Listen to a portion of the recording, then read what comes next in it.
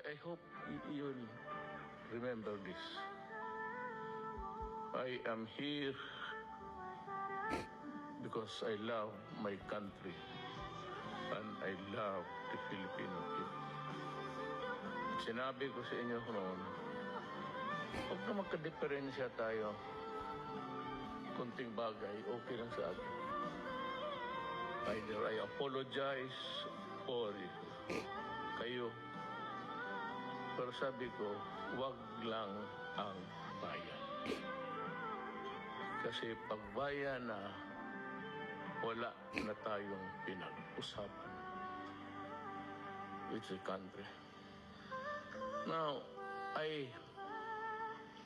if I do not make it to the finish line at the end of my term, malawak pa yan eh. It's yung swerte ng tao. It's ordained by destiny. And if my destiny says that hanggang dyan lang ako. Ba't hingiin ko lang sa inyo ito? Trilyon yan. Kaya ang hingiin ko sa military pati police, you are one of the pressure group ni democracy.